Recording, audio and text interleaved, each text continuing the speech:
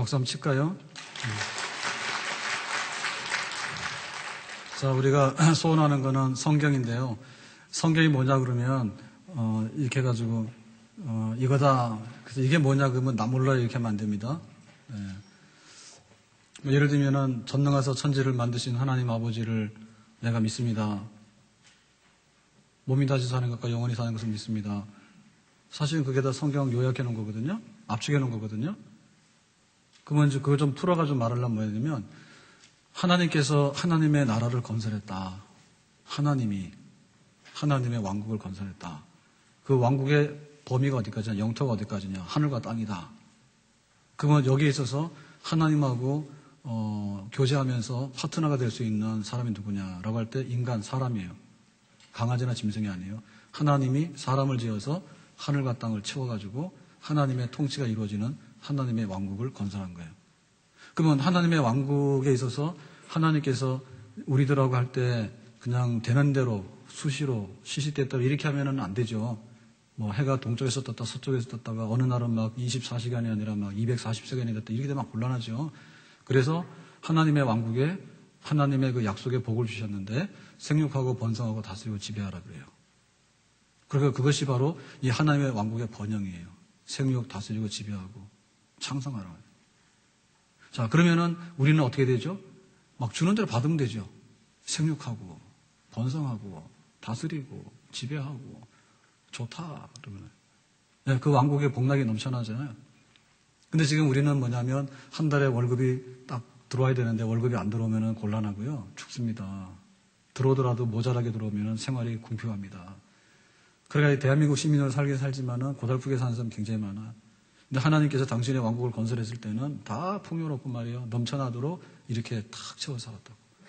그 대신에 그거를 누릴 수 있는 것은 하나님의 통치가 이루어져야 되기 때문에 하나님께서 너는 인간이고 나는 하나님이다. 그 질서를 이제 정해 주셔야 되잖아요. 그 질서가 뭔가 하면 하나님을 하나님으로 인정하는 것은 뭐냐면 선악과 먹지 말라. 그걸 안 먹으면 하나님을 인정하는 표죠. 그랬는데 그거를 그냥 기어이 깨버렸어요. 하나님의 왕국의 축복의 언약을 인간들이 다 쏟아버렸어요. 그러면 하나님의 왕국이 망가진 거 아닙니까? 그런데 하나님께서는 그럼 없는 걸로 하자라고 해서 다 부셔버리는 게 아니라 엎어진 거를 다시 주워가지고 담아가지고 다시 이렇게 하나님의 왕국을 아름답게 채우고 또 그 백성들이 하나님 감사합니다. 영광 돌립니다. 찬양합니다. 이제 이렇게 하기를 원하는 거라죠. 그게 바로 이제 구원의 계획이죠. 자, 그래서 그 구원의 계획에 있어서는 반드시 피가 필요해요.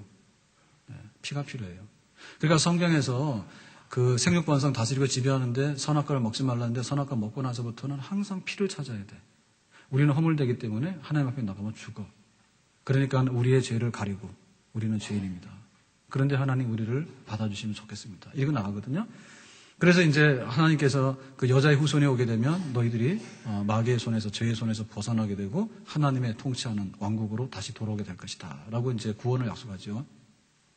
자, 그래서 구원을 약속했는데 그 구원에 이제 약속을 하려고 하면은 이 역사가 진행이 돼야 되니까요. 역사가 진행이 돼야 되니까 하나님의 구원 약속도 못해. 그러니까 원형이 있고요. 원형이 있고요. 그것이 이제 가족 단위가 되면 가족 단위로 커지고요. 그게 민족 단위가 되면 민족으로 커지는 거예요. 그러니까 한 개인의 구원, 그러면 한 개인이 하나님의 어린 양이 필요해서 죄를 사함받고 하나님 그러면 왜 이렇게 하나님 만나주신다고. 근데 우리가 피 없이 딱 나가면 죽어. 네가 누구냐 해서 죽어요. 그래서 이제 그 하나님께서 이제 그 구원 역사를 일어 나가시는데 자, 아브라함을 부르죠. 아브라함을 부를 때는 한 개인을 불렀지만은 사실은 그 안에 씨죠. 아브라함에게 있어서는 아들이 문제예요. 씨가 문제예요. 그러니까 그 자손들이 문제입니다. 그래 아브라함에 있어서는 아브라함, 이삭, 야곱 할 때는 뭐냐면 하나님의 어린 양의 피로 구원을 받는데 그게 가족 단위의 얘기예요. 구원의 얘기를 가족 단위로 하는 거예요. 가족 단위로. 우리 가족들이 다 예수 믿으면 구원받는다. 아브라함의 가족들이 예수 믿으면 구원받는다. 하나님 믿으면 구원받는다. 이렇게 한 거죠. 자, 이래가지고 하나님의 구원 얘기가 이제 쭉 아브라함부터 이삭, 야곱 쭉 해봐 창세기를 다 쏘아왔잖아요. 그죠? 그 창세기 맨 마지막 인물이 누구냐면 요셉이요. 자, 요셉하고 이제 출애굽하고 연관이 되는데 요셉이 이제 애굽에 노예로 팔려갔지만 형들의 미움으로 인해 가지고 애굽에서 총리가 됩니다. 그리고 이제 430년의 시간이 지나. 그러니까는 그 70명의 야곱의 자손들이 200만 되는 백성으로 번성을 했어. 400년 동안에. 그러니까 하나님의 구원이 어린 양의 피로 구원받는 하나님의 자녀들이 아브람만 아니라 아브람의 가족이고 아브람의 가족이 아니라 야곱의 가족이고 야곱의 가족이 아니라 이제 200만 되는 이스라엘 민족이라고 하는 국가 단위로 하나님의 구원받는 백성이 커진 거죠. 그래 출애굽기 무대가 그런 무대입니다. 이제 그러더라도 출애굽기에 오더라도 출애굽에서 하려고 하는 얘기는 똑같아요. 너희들은 구원받아야 되는 백성이야. 애굽에 가서 살았지만 430년 동안에 우상 숭배하고 애굽 사람들 흉내내고 애굽 사람들 먹는 대로 입는 대로 막 하다 보니까 애굽 사람처럼 동화됐단 말이에요. 그러니까 너희들도 사망의 천사가 들어가면 다 죽어. 그래서 모세가 긴급하게 연락하죠. 오늘 밤에 사망의 천사가 와서 애굽 사람 다 칠 겁니다. 그러니까 우리가 이제 죽지 않고 살 수 있는 한 가지 길이 있습니다. 그것은 뭔가 하면 그 에덴 동산에서 쫓겨날 때 양의 가죽옷을 입혀주면서 아담과 하와에게 너희들이 잘못했지만은 에덴 동산에서 쫓겨나지만은 그래도 구원받을 수 있는 미래가 있다 해서 양의 옷을 입혀줬거든요. 그리고 여자의 후손이 와서 피를 흘리게 되면 메시아가 와서 피를 흘리게 되면 너희들이 구원받을 그런 약속했거든요. 그러니까 모세가 그 피를 생각한 거죠. 그리고 그 아브라함 시대에도 보면 항상 짐승을 잡아서 피를 흘리고 제사를 드렸잖아요. 하나님께 나갔잖아요. 그러니까 이 피만 있으면 살겠다 해가지고 어린 양의 피를 문설주에 발라라. 그러면 사망의 천사가 왔다가도 애굽 사람 집에는 다 들어갔는데 이스라엘 백성들의 집에는 피를 발랐다는 얘기는 뭐냐면 내가 죄인입니다. 나는 죽을 죄인입니다. 하나님 나를 살려주시면 고맙겠습니다. 그 표시입니다.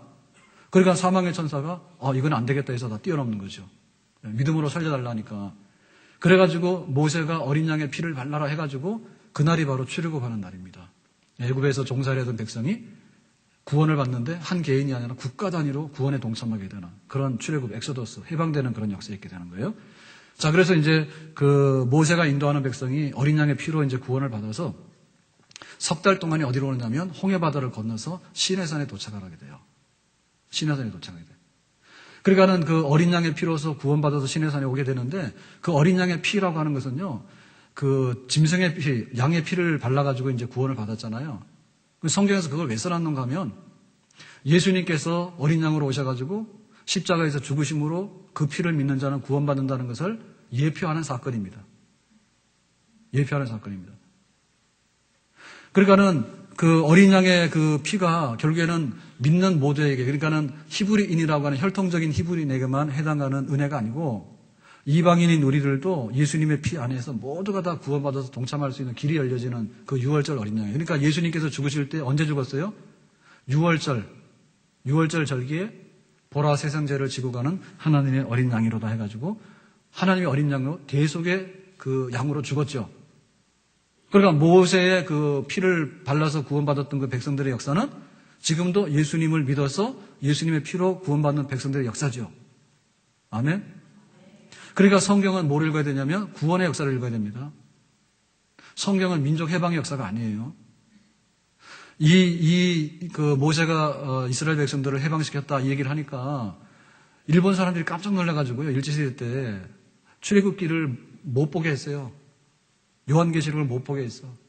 그러니까 이것은 독립심을 고취시켜가지고 이렇게 정치적인 투쟁을 하고 민족 해방 역사를 이루는 하나의 텍스트다 이렇게 본 거죠. 성경은 그런 거 아니에요. 그러니까는 이 출애굽의 역사는 예수 믿어서 구원받는 역사에 대한 예표다. 이걸 본으로 인해서 실제는 예수님의 피로 구원받는 장차 메시아의 도래를 얘기하고 싶어서 출애굽을 얘기한 것입니다. 자, 이래가지고 이제 출애굽이 됐는데 시내산에 딱 왔어요. 시내산에 왔을 때는 뭐냐면 구원받은 백성들이 다 모였는데 200만 되니까 그게 민족이잖아요. 한 민족이잖아요. 그러면 구원받은 백성들이 지금 전까지는 뭐냐면 애굽에서 노예살이하고 종살이 했단 말입니다. 그러니까 뭐냐면 히브리인이라고 하는 피는 가지고 있었지만은 실제로 애굽의 법에 지배를 받았어요. 그리고 살아가는 방식도 애굽 방식으로 살았어요. 그러니까 구원받은 백성들이 시내산에 딱 갖다 놓으니까 이게 애굽 사람처럼 보이잖아요. 그러니까 구원받았으면 구원받은 사람답게 너희들이 새로워져야 된다. 근데 그것은 한 사람이 아니고 민족 단위로 지금 다 시내산에 와서 섰단 말입니다. 200만이. 그러니까 민족 단위로 새로운 국가의 탄생, 새로운 백성의 탄생, 그리고 새로운 풍습, 새로운 이런 생각, 이런 것들을 다 모아야 되니까 거기서 뭐라 되면 헌법부터 새로 만들어야 되는 거죠. 그러니까 우리나라가 해방이 딱 되면 8.15 해방이 딱 되면 제일 먼저 해야 되는 게 뭐냐? 헌법이 있어야 돼요. 헌법이 있어야지 그 다음에 그 하위의 법이 생겨요. 그 하위의 법이 생기면 파출소에서라도 법 집행할 수 있는 근거가 생기는 거예요. 그래서 하나님께 주신 게 뭐냐면 신에선 언약이에요. 오늘 오전에 말씀드렸잖아요. 하나님께서 모세를 올라오라고 신에산에 올라와가지고는 모세야, 하나님께서 이렇고 저렇고 막 말씀하시는 거예요. 가서 전달해라. 그래서 가서 전달하는 거예요. 직접 전달하면 어떻게 되느냐? 직접 전달하면 못 알아들어요. 다 죽어요. 그러니까 모세가 가서 뭐라 하니까 지키겠습니다. 그러면 말로 하지 말고 우리가 언약식을 하자. 그러니까 언약식을 하려면 뭐냐면 언약의 문서를 낭독을 해야 돼. 그리고 기록했어요. 하나님 말씀하신 거를 구두로 전하는 게 입으로 전하는 게 아니라 이 문서로 남겼고요. 그 다음에 이 문서로 낭독을 하면서 하나님과 백성들 사이에 언약식을 하잖아요. 구원받은 백성이다 너희들은. 피로 구원받은 백성이다. 그리고 구원받은 백성답게 살아야 된다라고 해서 언약에 대한 내용들을 쭉 줬잖아요. 그러니까 그거 할 때 제단을 세워놓고 이스라엘 백성들이 12지파니까 12기둥을 세우고 해가지고 세레머니를 하는 거죠. 언약식을 하게 되는 거죠. 그러니까 국가단위 언약식입니다. 그러니까 그 국가단위 언약식을 하면서 언약서를 낭독하게 되는데 언약서 낭독의 핵심이 뭐냐? 헌법이에요. 그 다음에 민법, 무슨 다른 법이 다 나오죠. 그죠? 그러니까 거기서 이제 그 헌법 중에 헌법이 뭐냐면 예를 들면 십계명입니다. 내가 애굽에서 종살이하던 너희들을 구원하는 여호와다. 너희들은 이렇게 살아라. 첫째, 우상을 섬기지 말 것이고 형상을 만들지 말 것이고 이게 나오잖아요. 그죠? 그래서 이제 하나님의 백성으로 살 수 있는 그런 그 풍성한 기준을 갖게 된 겁니다. 그러니까 하나님의 이 율법을 받고 하나님의 헌법을 받은 것은요, 굉장히 큰 축복이에요. 만약에 우리가 일본 사람으로부터 벗어났는데요, 일본 법과 일본 교육과 일본 말을 그대로 쓰라고 그러면 이건 아니지. 그러니까는 새로운 헌법에, 그러니까는 우리가 8월 15일 되면 8.15 해가지고 광복절에서 우리가 기념하잖아요. 그죠? 헌법하면 재헌절 해가지고 또 기념하잖아요. 그거는 국가로서 굉장히 중요한 거예요. 그걸 주심으로 인해가지고 우리의 정체성이 분명해진 거예요. 우리가 어떻게 누구를 보고 살아야 되고 어떠한 법을 가지고 살아야 되고 우리의 기준이 뭔가에 대해서 신의 산에서 명백하게 하나님께서 말씀하신 거예요. 자, 이게 뭐냐면 십계명이고 이게 뭔가 율법이거든요. 그러니까 이것은 뭐냐면 성경을 읽을 때 이게 그 구원받는 조건으로 율법을 준 게 아니란 얘기죠. 하나님께서 생육, 번성, 다스리고 지배하라 할 때도요, 그게 일반 은총이거든요. 문화명령이고. 그러면 그 일반 은총을 주실 때 준 게 뭐냐면 믿음으로 받으라는 얘기, 믿음으로. 그러니까 선악과를 안 먹는 믿음을 가져야 돼. 하나님은 하나님인데 우리한테 줬으니까 우리가 공손하게 하나님을 섬기면서 우리가 그 왕국의 복락을 누리자. 이렇게 되면 맞는 거예요. 그죠? 근데 믿음으로 안 했잖아요. 그죠?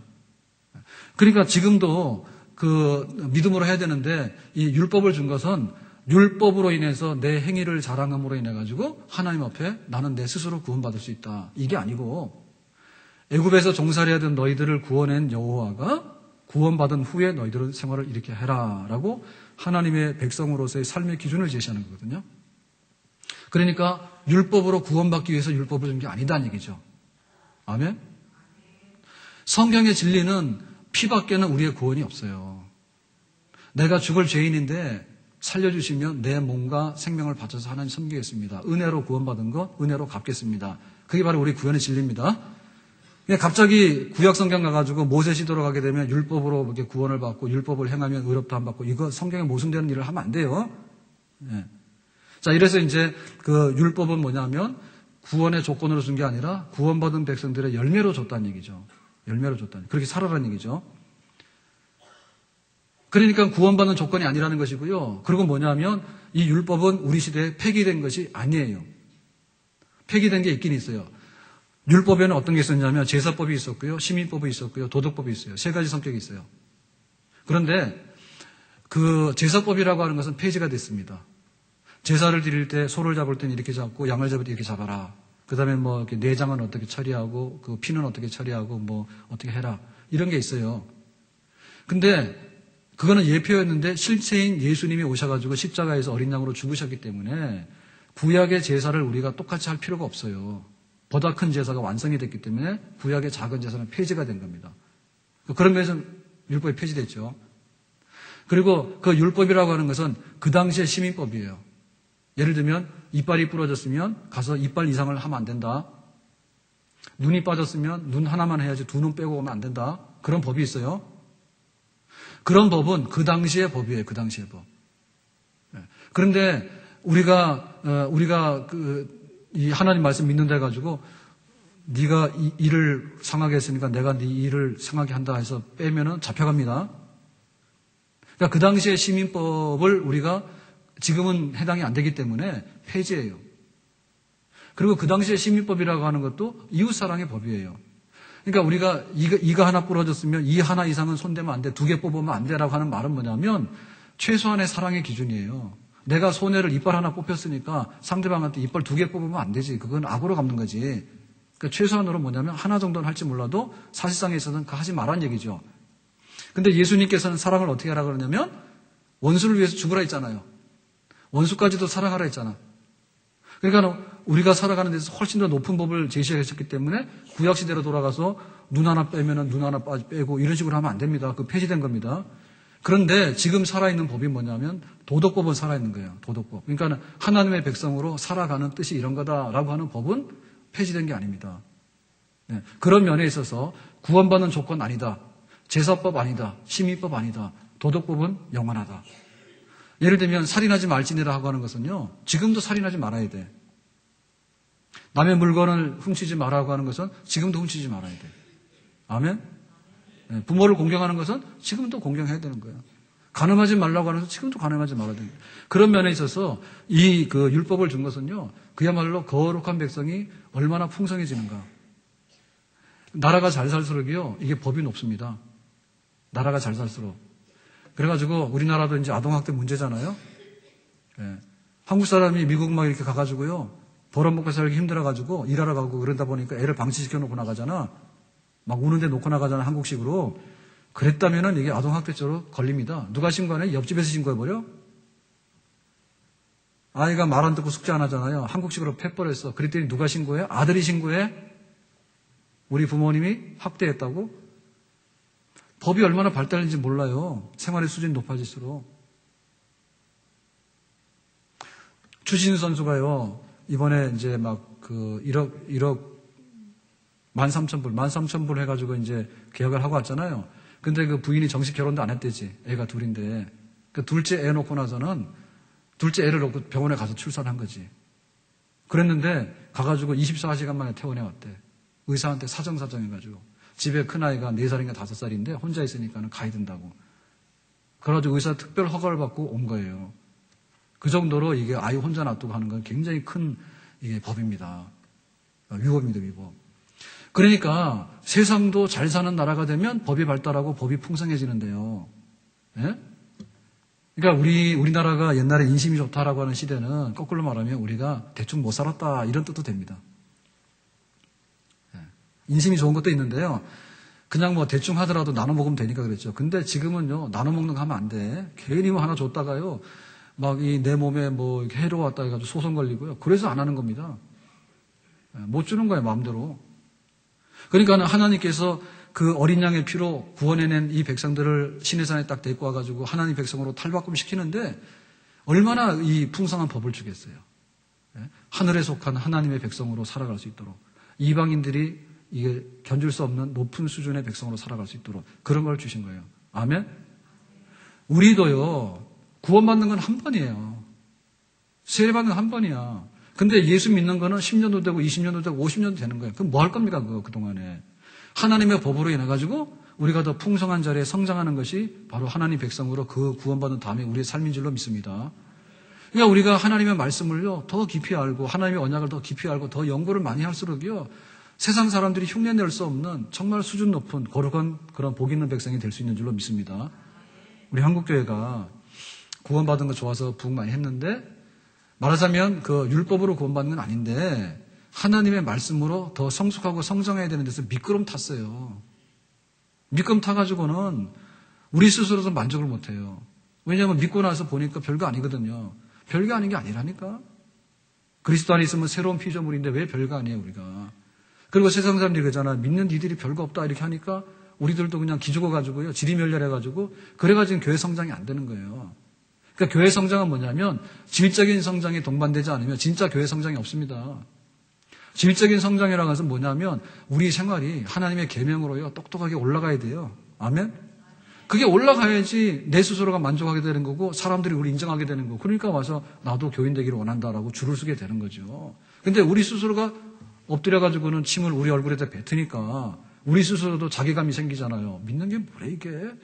그리고 안 믿는 사람이 뭐라 하니까는 기죽어가지고요. 그러다 보니까 뭐냐면 자신이 없어지잖아요. 자신이 없어지면 숨기는 거예요. 숨기면 뭐냐면 교회가 안 되는 거예요. 부흥이 안 되는 거예요.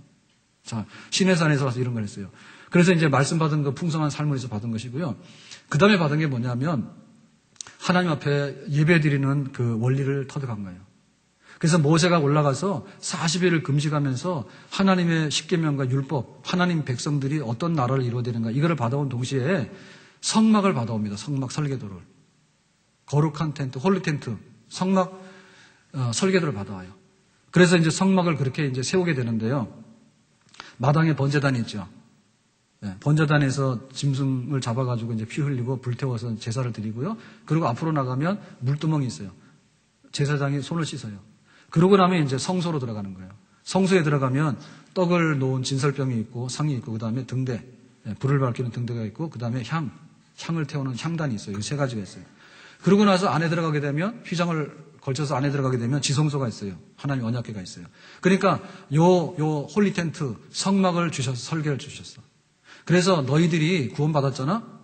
그러면 하나님 백성답게 말씀 받아 살잖아? 그런데 생활 중에서 제일 중요한 생활이 하나님께 나와서 예배 드리는 생활이다. 그러니까 예배는 이런 절차와 과정을 거쳐서 나에게 나오도록 해라. 이게 말한 겁니다.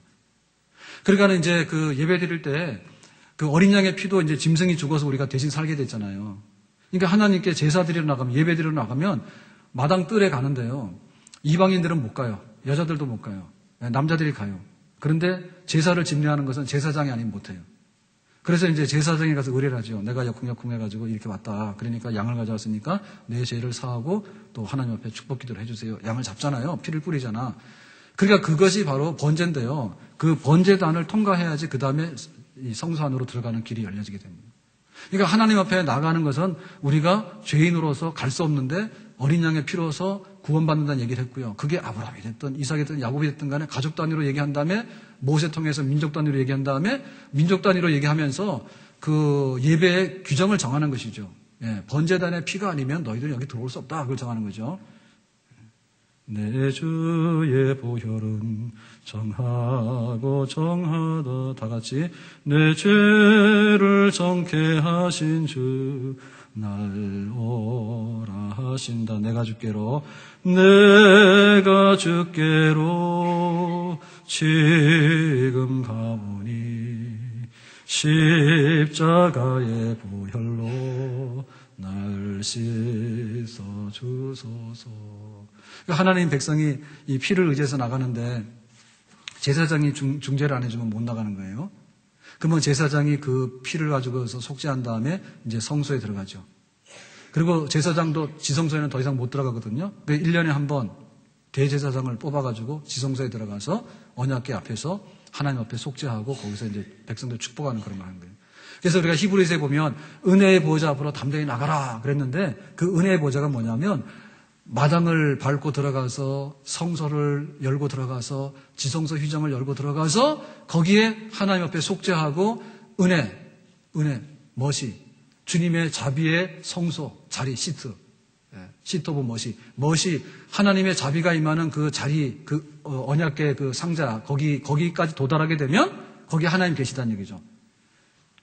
그러니까 그렇게 해가지고라도 이제 이 백성들이 그 1년에 한 번 그 은혜의 보좌 앞에 이렇게 나갈 수 있는데 제사장을 의뢰해서 제사장이 안 되니까 대제사장을 의뢰해서 1년에 한 번 나갔던 거예요. 그래 그것만 하더라도 세상에 안 믿는 이방인들은 흉내도 못 내는 거지. 감히 하나님 백성이 아닌 사람들이 어디 여기 뜰을 밟으면 성소로 어떻게 들어와? 그런데 어린 양의 피를 의지하고 속죄를 받은 백성 들어오잖아요. 그죠? 그래서 이 예배를 그렇게 정했는데요. 그러니까 예수 그리스도를 믿는 누구든지 구원을 받게 될 것이다 라고 하는 것이 우리에게 얼마나 큰 축복이고 얼마나 큰 하나님의 너그러우심인지 알겠습니까? 이 광야길에요. 애굽에서 노예살이 했어요. 불쌍한 인간들이잖아. 자유를 줘서 건져냈어. 근데 걸어가는 길이 광야길이 아직 복지는 저긴데 천국은 저긴데 광야길인 거예요. 이 광야길에 먼지 나지요. 춥지요. 짐승들 와서 달라들지요. 전염병 들면 다 죽죠. 뱀에게 물리면 다 죽죠. 얼마나 위태롭고 얼마나 불안한 세상입니까? 그런데 그 성소를 세워가지고요. 하나님 앞에 나와서 예배드리는 백성으로 그걸 은혜를 허락했으니까 얼마나 귀한 거예요. 그런데 그 대제사장이 1년에 한 번 들어가는 은혜의 보좌를 우리는 아침 저녁으로 막 들어다니는 거예요. 예수의 이름을 부를 때마다 은혜의 보좌 앞으로 나가는 겁니다. 아멘? 그러니까 지금 우리 시대가 우리는 그렇게 생각하는 거야. 핸드폰 봐라, 핸드폰. 저도 지금 핸드폰을 바꿔야 되는데요. 거의 이제 막 섰습니다. 2년 반, 그럼 3년 다 됐나? 그렇게 되니까요. 바꾸긴 바꿔야 되는데 걱정이 뭐냐면 거기에 사진 찍어놓은 것도 있잖아요. 그놈은 어떻게 옮기는지. 어플 깔기는 깔았는데 이 어플을 내가 다시 어떻게 깔 건지. 전화번호 적어놓긴 적어놨는데 이 전화번호 어떻게 옮겨나가는지. 안 되면 방울 목사 불러야 되겠죠. 그게 또 걱정인 거야 지금. 그러니까 우리 생각할 때 겁나게 발달된 세상에 사는 게 맞아요. 차가 몇 마력입니까? 2000cc면 얼마예요? 옛날로 말하면 말 수십 마리가 우리 집에 사는 거야. 마역. 예? 말 수십 마리가 있어가지고 이놈이 막 우리를 끌고 다니는 거야. 그리고 겁나게 우리가 잘 살잖아요. 근데 착각하지 마세요. 그것보다도 우리가 겁나게 잘 사는 건 뭐 영적인 은혜입니다. 아멘? 우리가 어떻게 은혜의 보좌 앞으로 이렇게 수시로 들락날락 하는지, 이방인인 우리가, 히브리인도 아닌 우리가, 제사장도 아닌 우리가, 대제사장도 아닌 우리가 어떻게 나가는지에 대해서 이 말세에 부어주신 은혜가 얼마나 큰가. 성경에 창세기 끝나고 나서 출애굽기에서 한 얘기 그래요. 너희들이 애굽 사람 아니니까 이제는 우리나라 법을 공포를 하고 우리 법대로 살자. 너희들은 예배를 못 드리는 사람들인데 이제는 이렇게 예배를 드리라. 이렇게 해가지고 그야말로 이제 천국 백성으로 살아가는 법과 예배 드리는 법과 이런 것들을 알려주시니까 얼마나 고맙고 감사합니까? 그냥 성경 끼고 살아야 돼요. 성경 그러면 창세기, 출애굽기, 레위 그러는데 뭔 말인지 하나도 모르겠네 이러면 안 된다네. 예? 구원받은 백성이 예배 드리도록 했는데 어떻게 법을 주었으면 어떻게 예배를 드리는 그런 길을 안 냈는가. 너무너무 귀하다 이게. 자, 그래가지고 성경에 보면 뭐냐면 너희들 1년에 3번의 절기를 지내라 했죠. 자, 3대 절기 뭡니까? 유월절, 맥주절, 초막절. 예. 자, 유월절은 구원받은 절기예요. 해방절기입니다. 맥주절은 뭐예요? 첫 곡식을 거둔 절기예요. 예. 장막절은 뭐예요? 초막절은 마지막 곡식을 거둔 거예요. 이게 3대 절기예요. 이 3가지 명절을 지내면 1년이 가서 나이 1살을 더 먹는 거예요. 자, 그러면 우리는 달력을 따려면 1월 1일에 있는데 그 성경에 의하면 뭐죠? 우리가 구원받은 6월절이 1월 1일이야. 그죠? 그 다음에 첫 곡식을 얻었다는 얘기는 뭐냐면, 구원받은 사람들이 양식을 얻어서 풍족하게 살 수 있는 첫 경험이에요. 그건 성령 받는 것을 의미하는 거예요. 그리고 마지막 추수해가지고 초막절, 텐트를 치고 광야에 나가서 옛날에 광야길에 고생스러웠던 것을 추억하는 것은 뭐냐면, 장차 하나님 나라에서 심판받을 때 우리가 망하는 인생이 돼서는 안 되겠다. 미래를 바라보고 각오를 다짐하는 거예요. 흥청망청 살면 안 되겠다. 그러니까 이거 3번 하면 1년 다 가는 거예요. 그러니까 우리의 삶이 뭐냐라고 할 때 구원받은 거 확신해야 됩니다. 그리고 구원받은 거에 대한 감격이 계속 살아있어야 됩니다.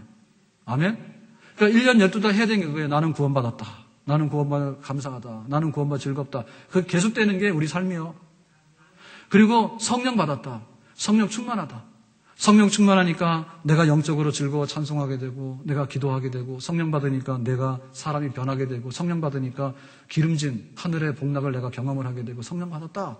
그게 이제 오순절입니다. 맥주절입니다. 그리고 이제 농사 끝나고 나서 이제 거두어들이고 나면 다 이제 창고에 들어갔잖아요. 네, 곡식을 창고에다 넣는 순간에 나는 천국 창고에 알곡으로 들어갈까? 그걸 생각하는 거죠. 그래서 이런 식으로 살다가는 하나님 나중에 불태워버리겠다.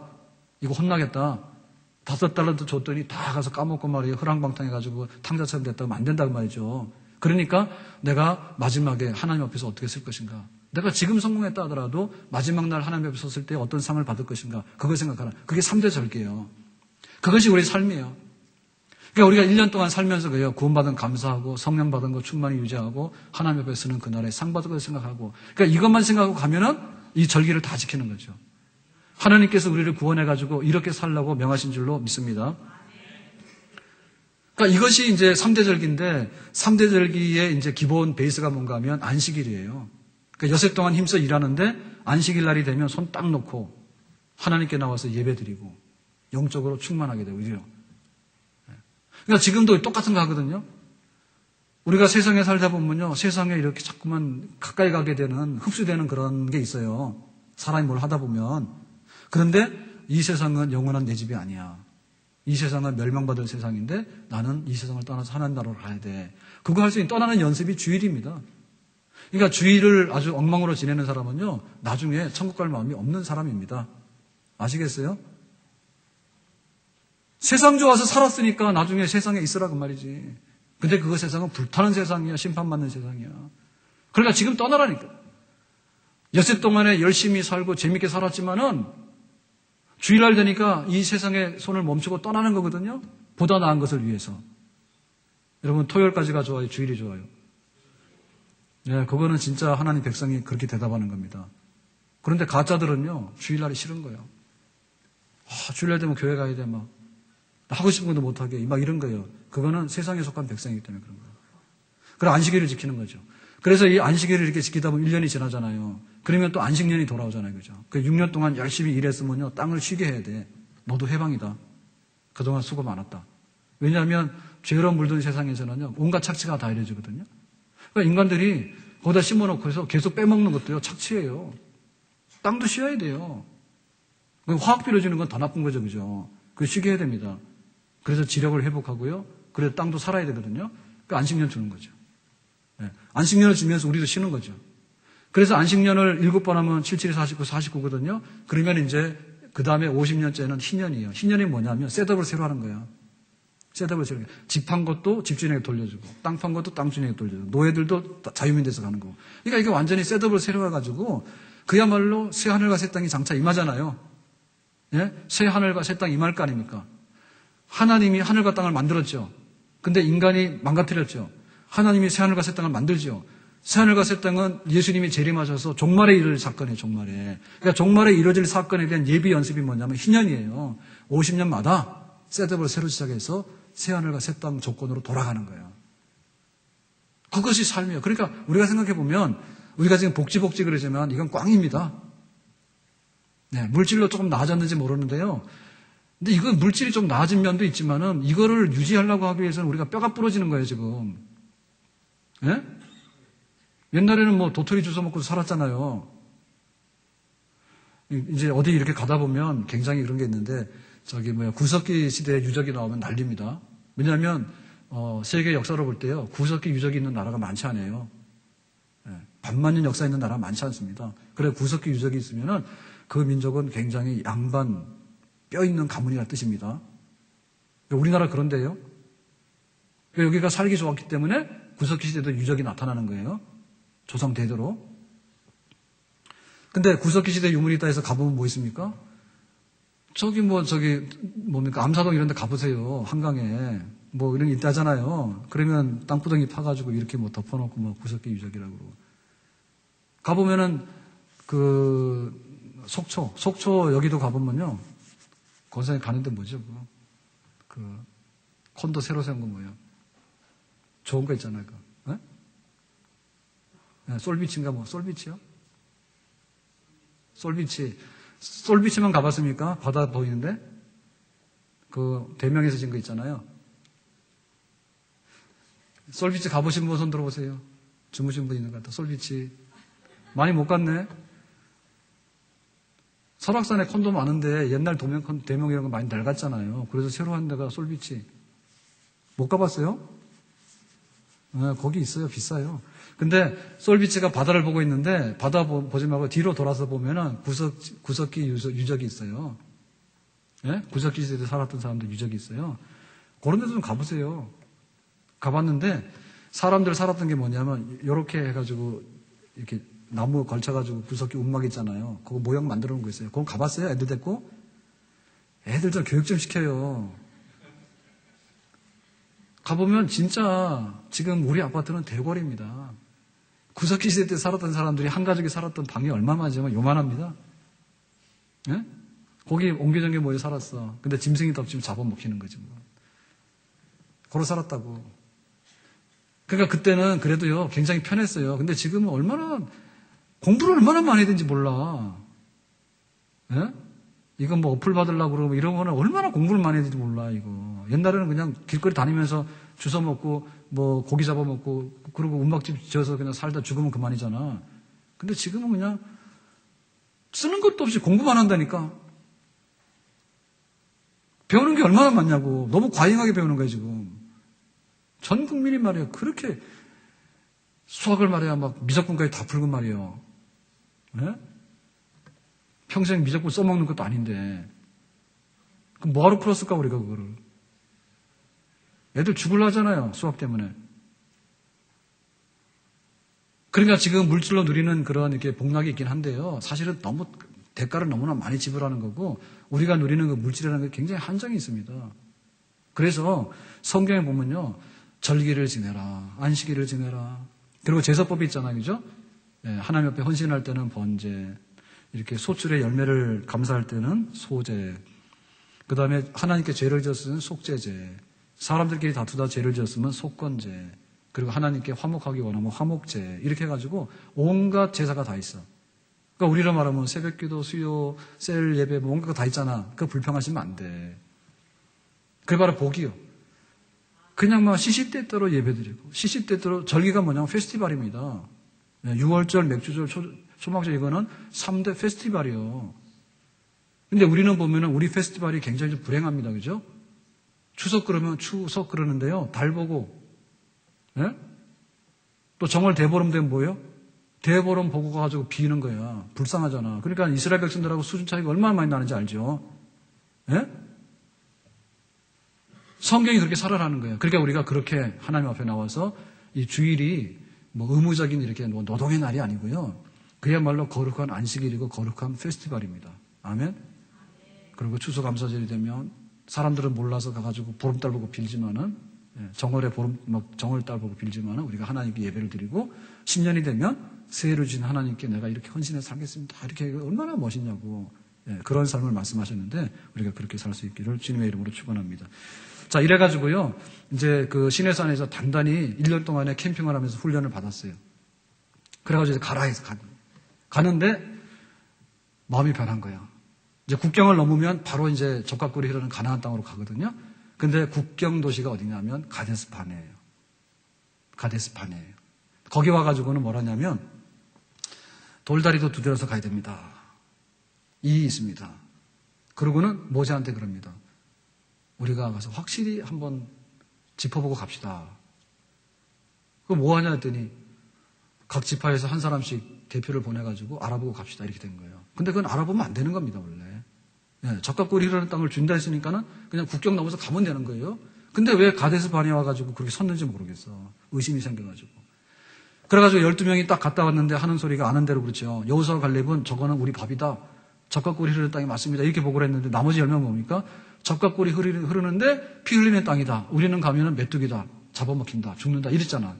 그럼 난리를 핀 거 아닌가, 거기서. 그게 뭐야? 반란입니다, 반란.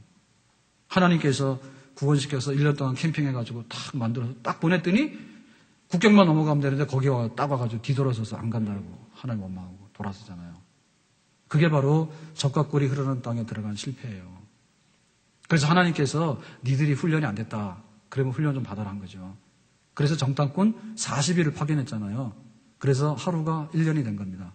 40년 동안 너희들이 훈련을 받아라. 정확하게 얘기하면 38년 반입니다.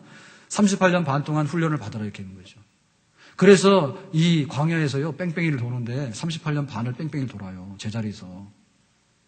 그러다가 나중에 이제 요단강 건너서 가나안 들어가게 되는, 거기 가게 되는 거죠. 그래서 이제 하나님께서 자 1등 가는 백성, 거룩한 백성으로서 헌법도 주시고, 그리고 제사 드리는, 예배 드리는 방법도 알려주시고, 그 다음에 절기, 페스티벌, 축제도 알려주시고, 그 다음에 뭐 온갖 거 다 알려주셨잖아. 그랬더니 실행에 옮기는 데 있어서는 우리는 몰라요. 그리고 뒤로 돌아섰잖아. 그게 실패거든요. 그 실패가 뭐냐면 연단받는 게 필요하다는 뜻인데요. 그 연단받는 것이 뭐냐면 한마디로 말해서 광야교회입니다. 광야교회. 모세가 인도했던 38년의 반이 바로 광야교회예요. 그러니까는 구원 받긴 받았는데 어려가지고 버리장머리 없고 연약해가지고 코 흘리고 가서 엎어지고 막 그렇게 했던 그 시절이 있어요. 그게 바로 광야교회예요. 광야교회. 그러니까 가나안 땅을 앞에다 두고서 이 광야교회 생활하고 있는 거예요. 우리 똑같은 거거든요. 지금 우리가 여기 있는 교회는 광야교회입니다. 이 광야교회는 땅 위에 있는 교회예요. 광야에 있는 교회예요. 이게 실패를 딛고 있는 교회예요. 여기가 밟고 있는 교회예요. 그러면 우리가 가야 되는 가나안은 뭐냐면 천국에 있는 교회예요. 천상에 있는 교회예요. 그러니까 우리 위에는 천상의 교회가 있습니다. 하늘의 교회가 있습니다. 우리는 지금 지상의 교회에 있습니다. 여기가 좋아요? 저기가 좋아요? 저기가 좋아요. 예. 여기는 때로는 시험 들 수도 있고, 때로는 뒷걸음칠 수도 있고, 때로는 후퇴할 수도 있는 거예요. 실패할 수 있는 거예요. 그런데 위에 있는 하늘의 교회는 승리한 교회예요. 이미 끝난 교회예요. 이미 영적 전쟁이 끝났어. 우리 육신과의 전쟁이 끝났어. 죄에 대한 전쟁이 끝났어. 그래서 우리가 하나님 나라로 옮겨진다 할 때 우리가 영전이라 하잖아요. 예, 영전. 그러니까는 우리가 영광스러운 자리로 옮겨졌다는 얘기인데요. 그 천국 가는 일은 영전이에요. 가실 분 손 들어봐요. 오늘 밤에 가실 분. 다 내렸다. 갑자기. 그러니까 우리 위에 있는 하늘이 완전한 교회, 승리한 교회, 영광스러운 교회, 안식이 있는 교회, 그 교회인데 하나님께서 구원시켜서 거기를 들어보내려 하니까 안 갈라잖아. 지금 오늘 밤에 가라니까. 예? 안 갈라잖아요. 그리고 설령 가더라도 퇴짜 맞습니다. 왜냐하면 수준이 안 돼요. 수준이 안 돼. 그러니까 사실은 천국 가신 분들이 불행해서 간 게 아니라 우리보다 수준이 되기 때문에 간 거예요. 우리가 여기 왜 천국을 못 가느냐? 우리는 수준이 안 돼서 훈련을 더 받아야 되는 거예요. 그러니까는 우리는 뒤져 있는 사람이고 천국 가 있는 사람 앞서 있는 사람이에요. 아멘? 그래서 이 광야 40년이 생긴 거예요. 원래는 안 생겨도 되는데. 그래서 보면요. 그 예수님이 십자가에 죽으시고 나서 내가 아버지 보좌 앞으로 승천하게 되면 너희가 이제 성령을 보혜사 성령을 보낼 거다 했잖아요. 성령을 받잖아. 오순절로 성령 받잖아요. 그러니까 예루살렘에 3,000명 회개하죠. 그죠? 그래가지고 예루살렘 교회 막 생기잖아. 그 예루살렘 교회가 예수님을 믿어서 성령을 받았다고. 자, 예수를 믿어서 성령을 받았다. 그럼 완벽한 것처럼 느껴지죠? 아니에요. 예루살렘 교회가 완전히 보리작물이었고 영처치예요. 예? 그래가지고는 히브리 과부들한테는 2배 주고 히브리인이 아닌 일반 과부들한테는 털이 안으로 굽어가지고 너희들 안 준다 해서 차별하고 그래가지고 싸움이 난 겁니다. 그래서 집사제도가 생기게 된 겁니다. 그러니까 그 처음에 막 그 예루살렘 교회가 은혜가 막 있었어요. 그 막 자기 재산 내놓고 했잖아요. 그런데 아나니아 삽비라 같은 사람도 나오는 거예요. 재산의 절반만 내놓고 다 내놨습니다. 광고는 뻥으로 해놓고는 뒤로는 빼돌리고 말이에요. 그런 게 나오는 거예요.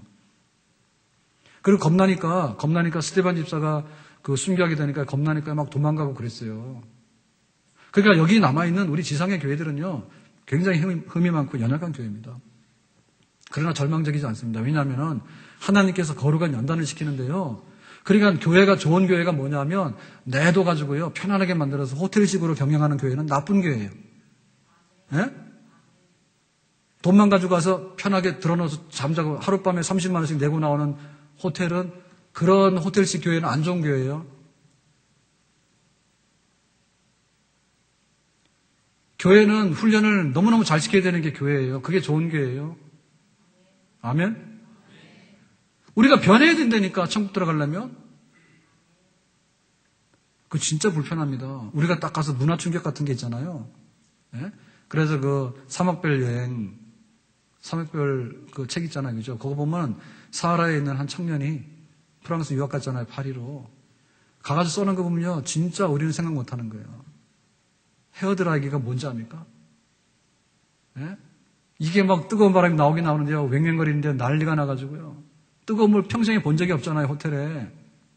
예? 침대에서 자는 건지 침대 밑에 들어가 자는 건지 알게 뭐요. 엄청난 문화 충격이 있다니까. 그리고 우리가 위로 올라가도 문화 충격이 있고 내려가도 문화 충격이 있어요. 예?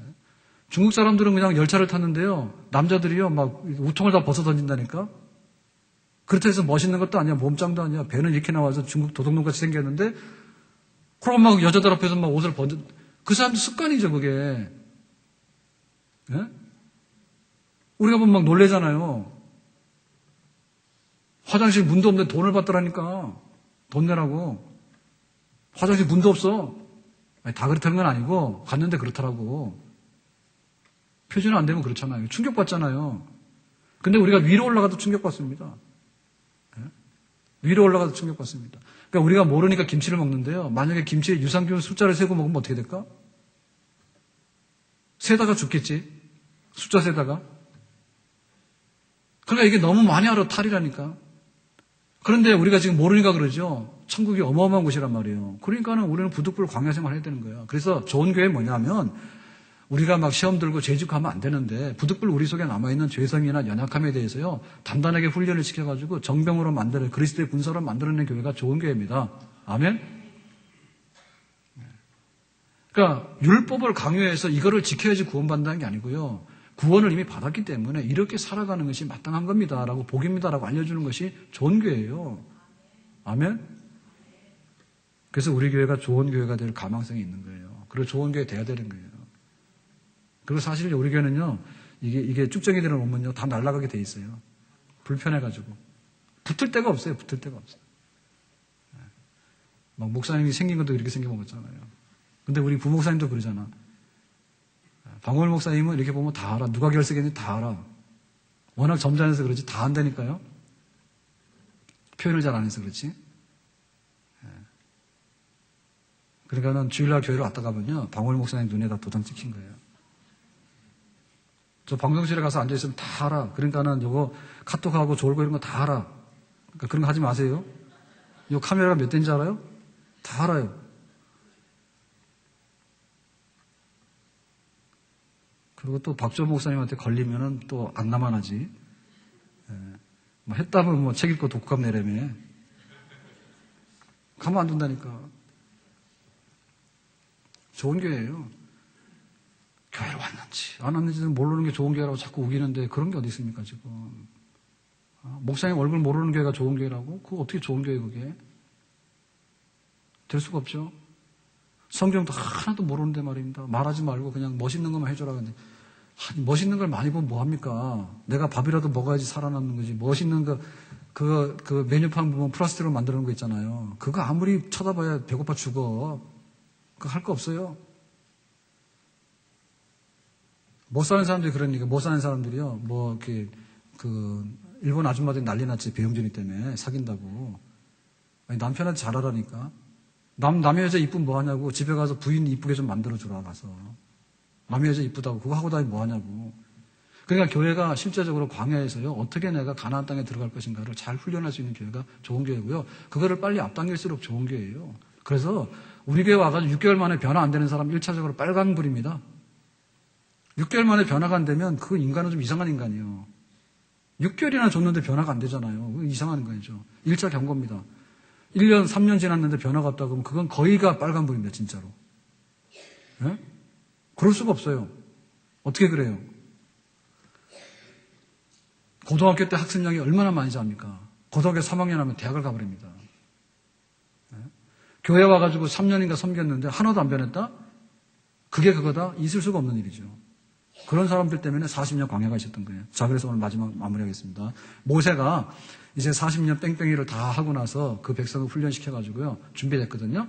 그래서 이제 요단강 동편으로 가가지고 거기서 이제 요단강 건너가게 되는 거예요. 그래서 요단강 동편이 모압 땅입니다. 모압 땅에 가서 비스가 산에 딱 올라갔더니 하나님께서 모세야 수고했다. 네 할 일 다 했으니까 너는 죽어라. 하나님 모세를 데리고 갔어. 데리고 갔다는 얘기는 하늘로 올라갔다는 얘기가 아니라 죽었는데 모세의 시체를 덮어가지고 어디 간지 몰라요. 그렇게 해서 했던 거예요. 모세를 데리고 가서 하나님이. 자, 그래가지고는 그 모세가 이제 가나안 땅에 이제 들어가는 데까지를 40년을 딱 채워가지고요. 이제 내가 죽으면 여호수아가 데리고 갈 거다. 그거 하고 이제 모세가 죽거든요. 자, 여기까지가 신명기입니다. 엄청 빨리 했습니다. 출애굽부터 신명기 다 했습니다, 이제. 자, 그랬는데 그 모세의 그 마지막 신명기 그거가 뭐냐면 아시죠, 그죠? 신명 이거는요. 듀오 두 번째 노미 듀트로노미 두 번째 율법이라는 뜻이에요. 뭔가 하면 40년 전에 광야 생활하기 전에 40년 전에 애굽에서 구원받고 나서 시내산에 온 거는 석 달 걸렸어요.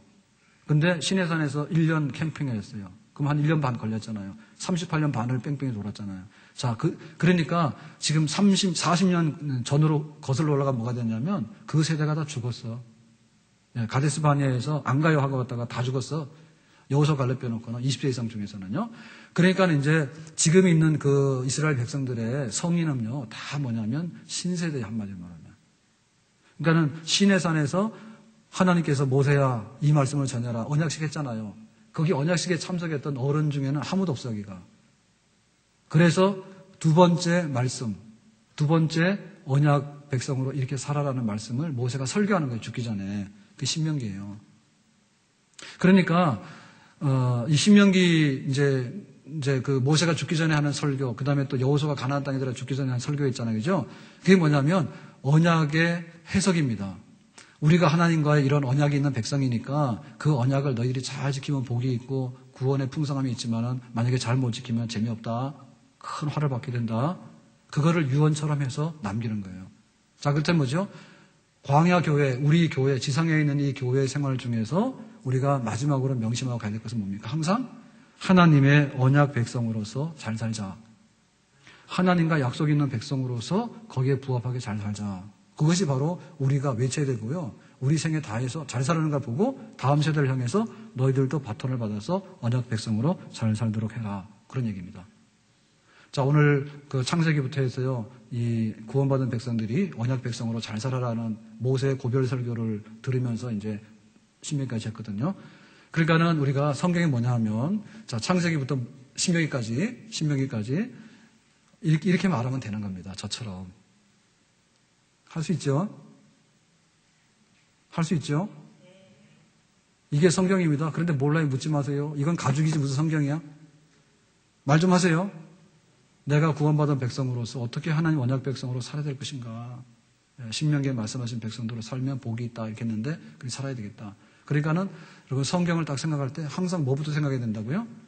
창세기부터 불러와서 신명기까지를 놓고 생각을 해야 돼. 그래야지 성경의 다음이 생각이 되는 거예요. 이게 바로 모세오경인데요. 성경의 기초공사예요. 성경에 기초공사가 없으면 기둥이 못 서요. 기둥이 못 쓰면 지붕이 못 덮어요. 지붕을 못 덮으면 창문을 못 달아. 창문을 못 달면 인테리어를 못 해. 네. 다 무너지는 거야, 나중에. 이게 항상 얘기했대. 예수님께서도 말씀하실 때 다 여기 모세오경까지 그 얘기에서 끌어왔어요. 예수님도. 그래서 우리도 성경 믿고 산다라고 말로는 그렇게 하는데 진짜 성경 믿고 살자. 네. 그래서 하나님께서 모세오경까지 말씀하셨던 하나님의 창조와 구원과 예배와 거룩한 백성의 삶과 그리고 그 언약에 부합한 삶을 살도록 다짐하고 맹세하고 그렇게 사는 것.